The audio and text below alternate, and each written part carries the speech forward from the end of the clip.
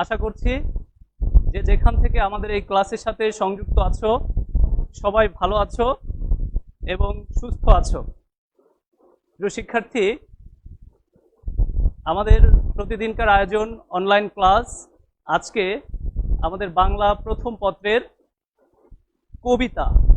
কবিতা যাওয়ার আগে আমি আমার পরিচয় দিয়ে নিচ্ছি।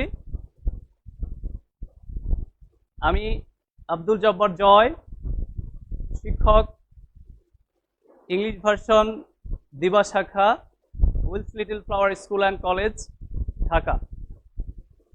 প্রিয় শিক্ষার্থী, আজকে আমাদের একটি মজার পাঠ। আমরা সবাই বিদ্রোহী কবি হিসাবে পরিচিত আমাদের জাতীয় কবি কাজী নজরুল ইসলামকে চিনি। তিনি শুধু বিদ্রোহী কবি নন, তিনি মানবতার কবি, সাম্যের কবি। বিদ্রোহী কবি কাজী নজরুল ইসলামেরই একটি বিখ্যাত কবিতা সাম্যবাদী। আজকে আমরা এই সাম্যবাদী কবিতাটি পড়ার চেষ্টা করব। প্রিয় শিক্ষার্থী, আমি দেখছি তোমরা যে যেখানে আছো তোমরা আমাদের সাথে সংযুক্ত হও। আমি দেখতে পাচ্ছি অনেকে এখানে সংযুক্ত হয়েছে।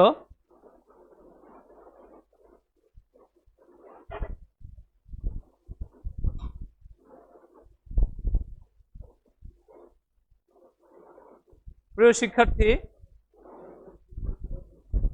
কাজী নজরুল ইসলাম তার বিদ্রোহের মধ্য দিয়ে একদিকে যেমন সাহিত্যে তিনি রাজনৈতিক কবিতার মধ্য দিয়ে তিনি যেমন সমাজের অবহেলিত, নির্যাতিত এবং নিপীড়িত মানুষের কথা বলেছেন, ঠিক অন্যদিকে তিনি ছিলেন একজন প্রেমিক। তিনি ছিলেন অসাম্প্রদায়িক মানবতাবাদী কবি। মানবতার এক উজ্জ্বল দৃষ্টান্ত তার বিভিন্ন লেখালেখির মধ্য দিয়ে আমরা খুঁজে পাই।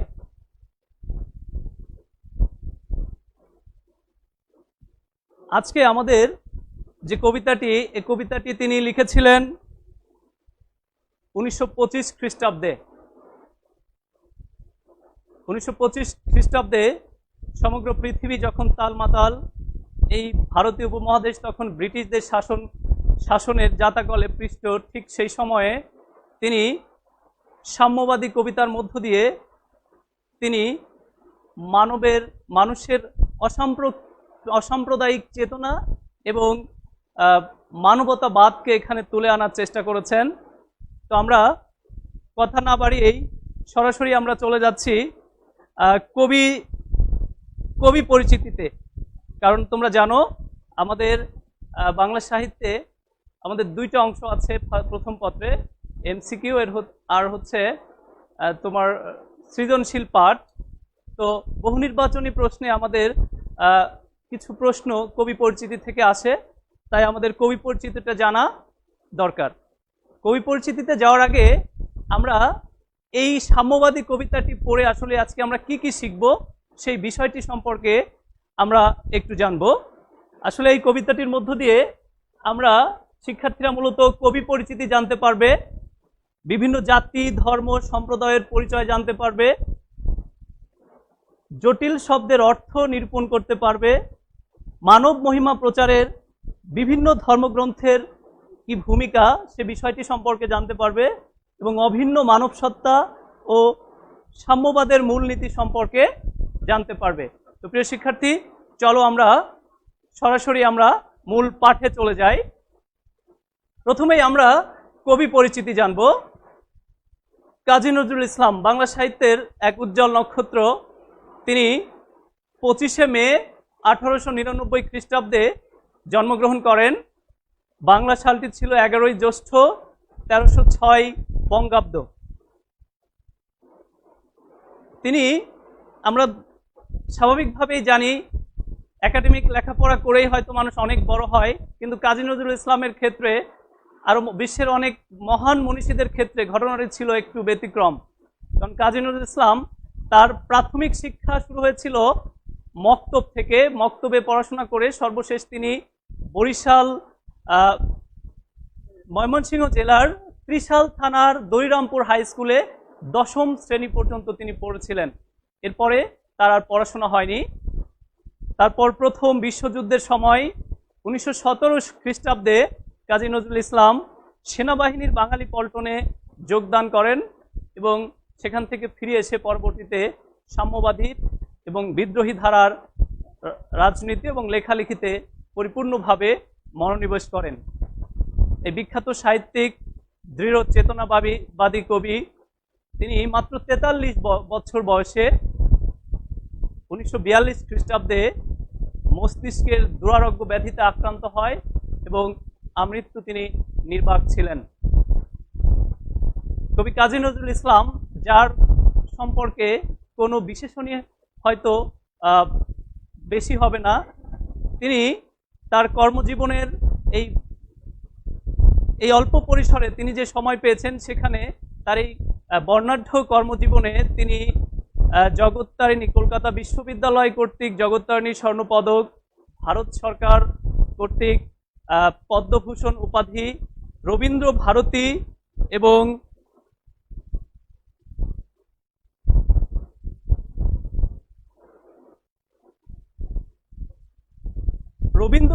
এবং ঢাকা বিশ্ববিদ্যালয় কর্তৃক পৃথকভাবে ডিলিট উপাধি পান এবং তাকে স্বাধীনতার পরে জাতির জনক বঙ্গবন্ধু শেখ মুজিবুর রহমান তাকে বাংলাদেশে ফিরিয়ে আনেন এবং তাকে জাতীয় কবির মর্যাদায় ভূষিত করেন এবং সর্বশেষ 1976 সালে তাকে 21শে পদক দেওয়া হয়। এই বিখ্যাত কবি, বাংলা সাহিত্যের এক অনন্য দিকপাল কাজী নজরুল ইসলাম,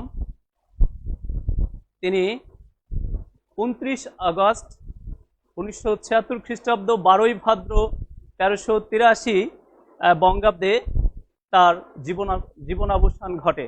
প্রিয় শিক্ষার্থী, মোটামুটি এই ছিল তার সম্পর্কে। এবার আসা যাক তার কাব্যগ্রন্থ সম্পর্কে। কাজী নজরুল ইসলাম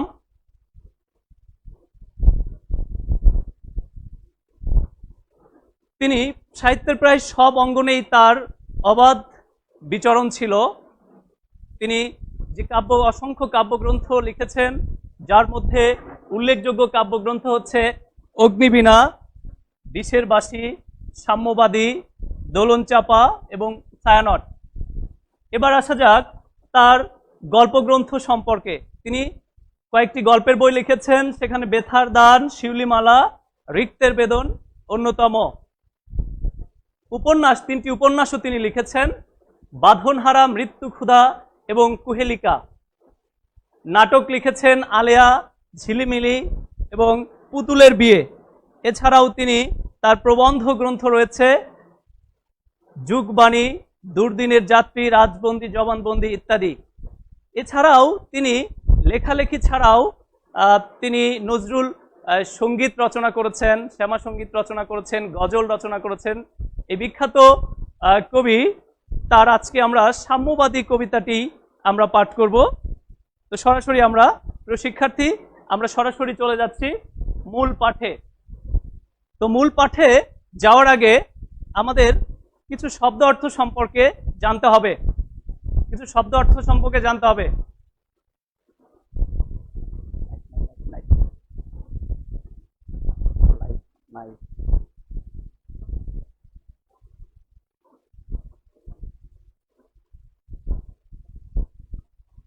প্রিয় শিক্ষার্থী, তাহলে চলো আমরা যে সরাসরি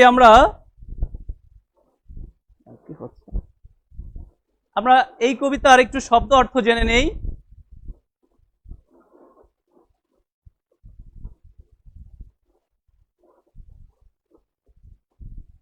প্রিয় শিক্ষার্থী, আমরা এই কবিতার একটু শব্দ অর্থ, কিছু কঠিন শব্দ অর্থ আছে, যে শব্দ অর্থগুলো না জানলে আমরা কবিতা পড়ে মজা পাবো না। তো আমরা শুরুতেই আমরা কিছু শব্দ অর্থ জেনে নেই। আমরা দেখছি সাঁওতাল। সাঁওতাল হচ্ছে একটি ক্ষুদ্র নৃগোষ্ঠী, ভারতীয় উপমহাদেশের আদিম নৃগোষ্ঠীর একটি সাঁওতাল। তারপর আছে দেউল। দেউল শব্দের অর্থ হচ্ছে দেবালয় বা মন্দির। আচ্ছা, এরপরে আরো কিছু শব্দ অর্থ আমরা দেখে নিচ্ছি। নীলাচল। নীলাচল হচ্ছে জগন্নাথ ক্ষেত্র। নীল বর্ণযুক্ত পাহাড়, যে বিশাল পাহাড়ের পরিসীমা নির্ণয় করা যায় না, এটাকে তীর্থস্থান, জগন্নাথ ক্ষেত্র হিসাবেও আমাদের হিন্দু ধর্মাবলম্বী যারা আছেন তারা মনে করেন। আচ্ছা, গারো, গারো হচ্ছে বাংলাদেশের পার্বত্য অঞ্চলের অধিবাসী ক্ষুদ্র নৃগোষ্ঠী বিশেষ। এবার আমরা আরো কিছু শব্দ অর্থের সাথে পরিচিত হই। জৈন একটি শব্দ আছে। জৈন হচ্ছে জিন বা মহাবীর প্রতিষ্ঠিত ধর্মাবলম্বী জাতি, যারা এই মহাবীরকে অনুসরণ করত। এছাড়া আমাদের কবিতায় আরো কিছু শব্দ আছে, যেমন কনফুসিয়াস, একজন চীনা দার্শনিক। এখানে তার অনুসারীদের, কনফুসিয়াসের অনুসারীদেরকে এখানে বোঝানো হয়েছে। চারবাক, চারবাক একজন বস্তুবাদী দার্শনিক এবং মুনি ছিলেন। তিনি বেদ, আত্মা, পরলোক ইত্যাদিতে বিশ্বাসী ছিলেন না, অর্থাৎ এক কথা তিনি নাস্তিক ছিলেন।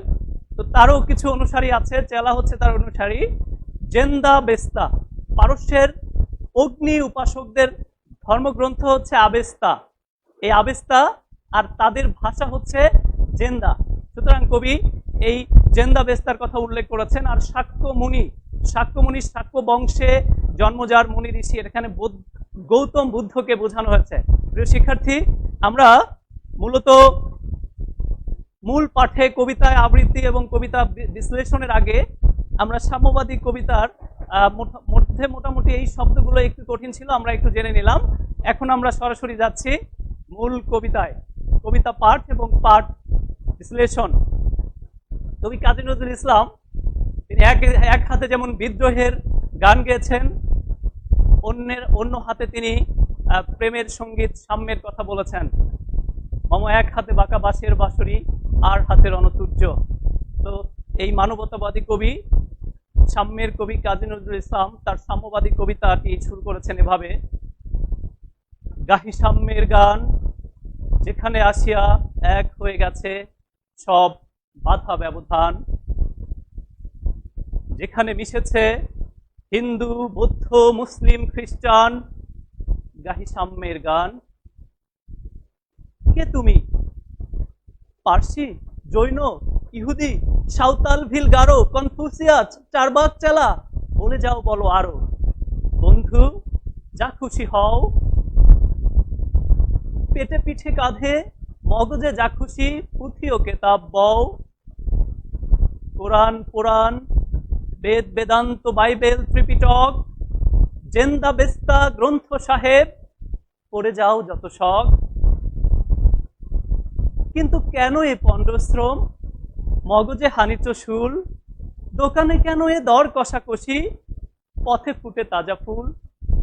তোমাতে রয়েছে সকল কেতাব, সকল কালের জ্ঞান, সকল শাস্ত্র খুঁজে পাবে সখা, খুলে দেখো নিজ প্রাণ। তোমাতে রয়েছে সকল ধর্ম, সকল যুগাবতার, তোমার হৃদয় বিশ্ব দেউল, সকলের দেবতার।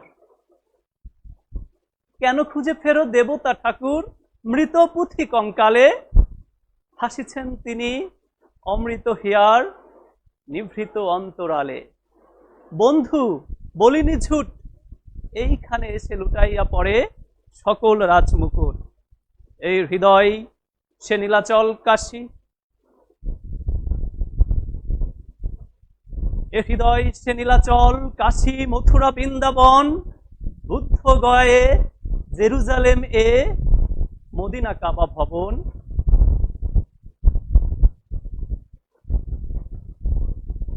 মসজিদ এই, মন্দির এই, গির্জা এই হৃদয়, এইখানে বসে ঈসা মুছা পেল সত্যের পরিচয়।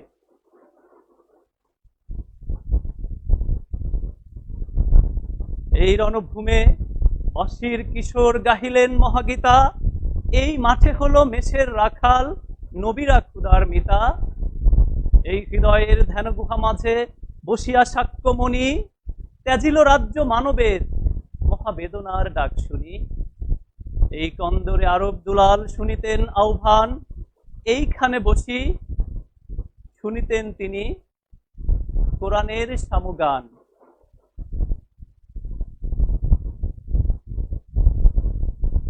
মিথ্যা শুনিনি ভাই, এই হৃদয়ের চেয়ে বড় কোনো মন্দির কাবা নাই। প্রিয় শিক্ষার্থী, মূলত এই মহান বক্তব্যের মধ্য দিয়ে কাজী নজরুল ইসলাম একটি অসাম্প্রদায়িক চিত্রের বর্ণনা তিনি দিয়েছেন।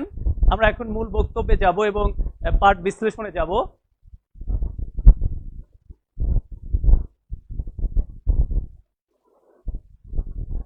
প্রথমেই দেখো, তিনি সাম্যের কথা বলেছেন।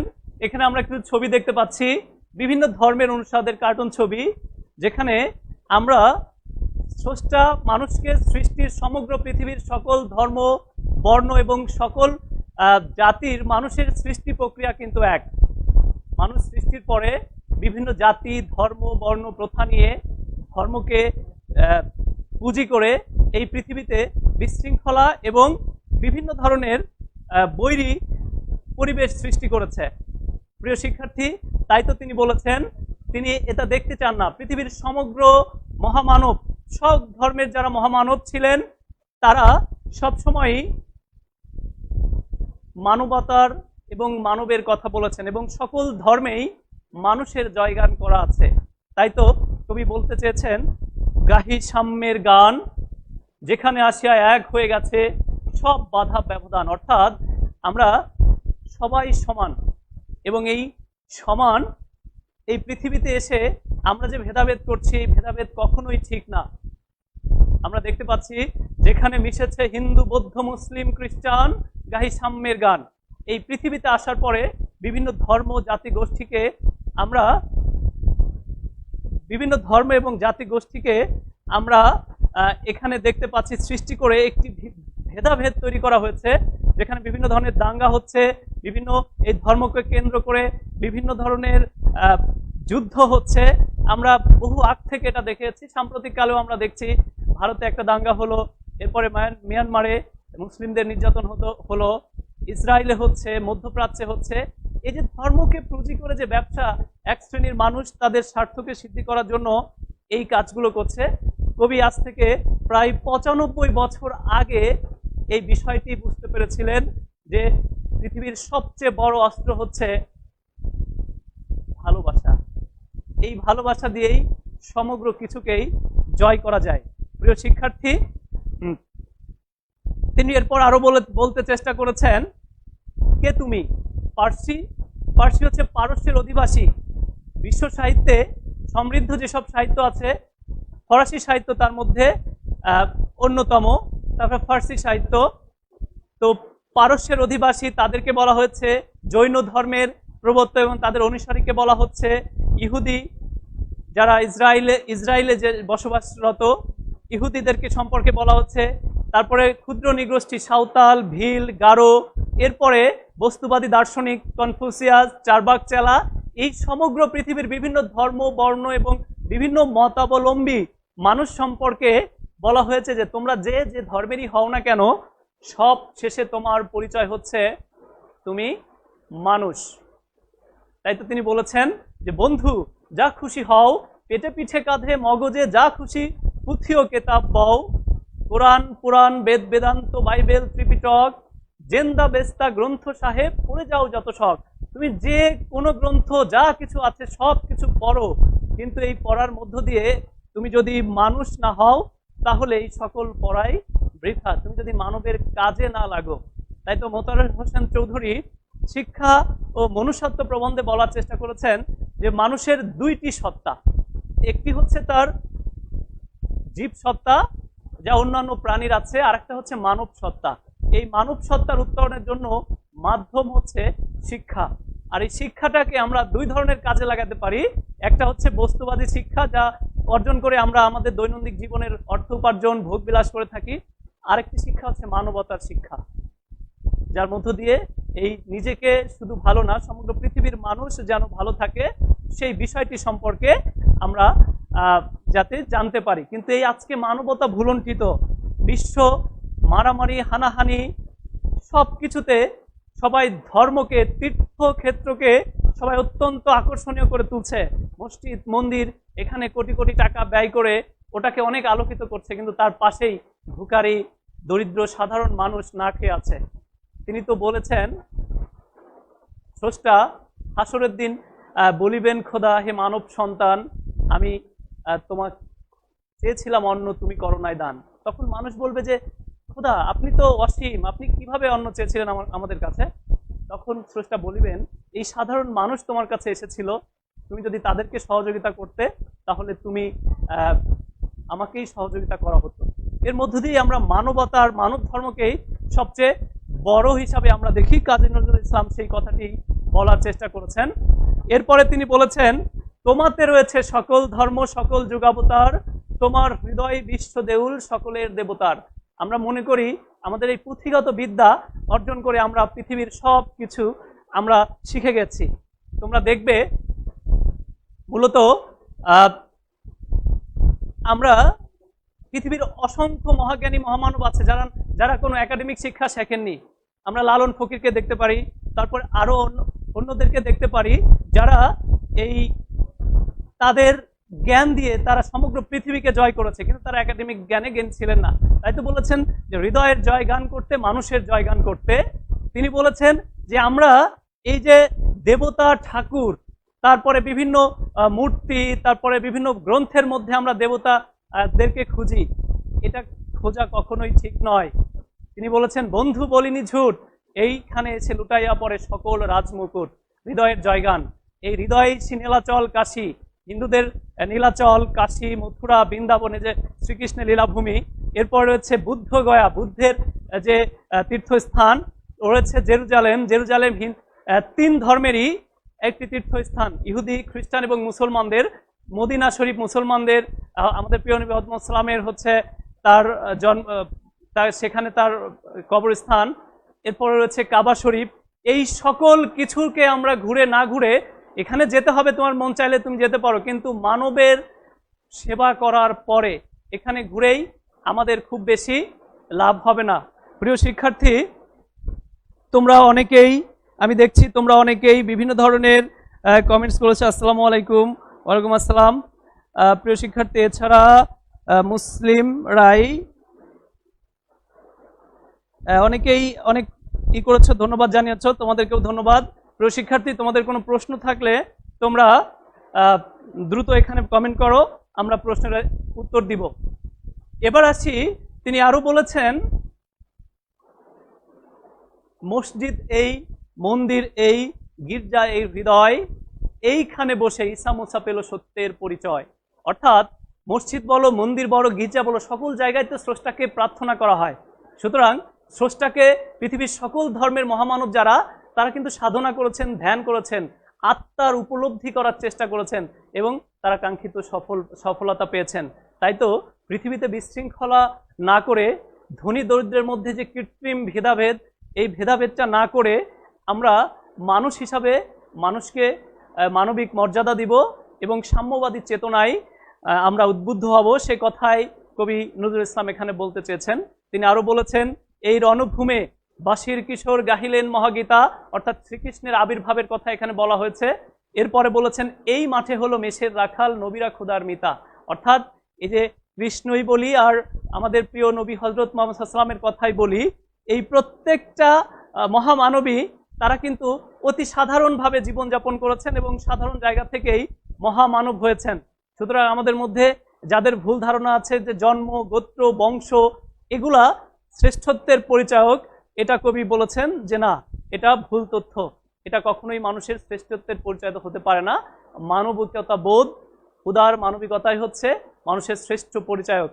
এই হৃদয়ের ধ্যান গুহা মাঝে বসিয়া সাক্ষ্য মুনি, তিনি বলেছেন যে মুনি গৌতম বুদ্ধ যিনি রাজা ছিলেন, তিনি যখন জানতে পারলেন পৃথিবীর এই ভোগবিলাসটা তুচ্ছ, তাই তো তিনি সাধারণ মানুষের দুঃখে দুঃখিত হয়ে তিনি কি করেছিলেন, ত্যাজিল রাজ্য মানবের মহাবেদনার ডাক শুনি, তিনি মানবের জন্য তিনি তার রাজ্য ত্যাগ করেছিলেন। এই কন্দরে আরব দুলাল শুনিতেন আহ্বান, এইখানে বসি শুনিতেন তিনি কোরআনের সামগান। অর্থাৎ এইখানেই এই কন্দরে মানে গুহা, অর্থাৎ এই হযরত মুহাম্মদ সাল্লাম প্রথম নবুয়ত প্রাপ্তি হয়েছিল এবং কোরআন অবতীর্ণ হয়েছিল হীরা পর্বতের গুহায়। যিনি সেখানে ধ্যানে মগ্ন ছিলেন, নিজের আত্মাকে উপলব্ধি করার চেষ্টা করেছিলেন।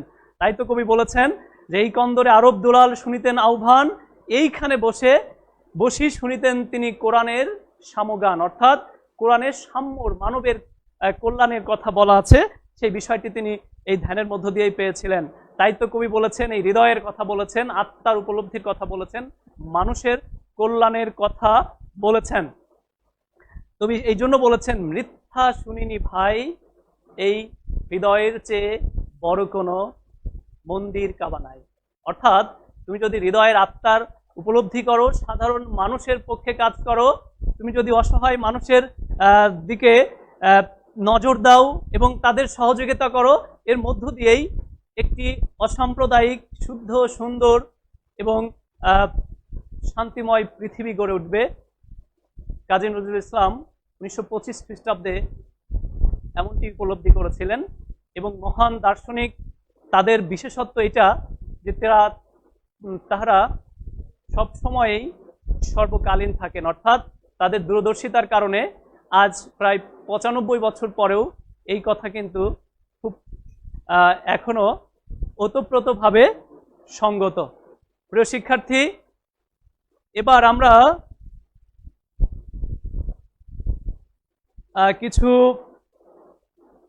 আমাদের কিছু বহু নির্বাচনী প্রশ্ন আছে। কাজী নজরুল ইসলাম রচিত কাব্যগ্রন্থের নাম কি? এখানে বিশের বাসী তার একটি কাব্যগ্রন্থ। এরপরে দেউল শব্দের অর্থ কি? তোমাদের এভাবে এমসিকিউ আসবে। আমরা একটা সিম্বল হিসাবে দিয়েছি। তোমার হৃদয়, এটা জ্ঞানমূলক, অনুধাবনমূলক প্রশ্ন।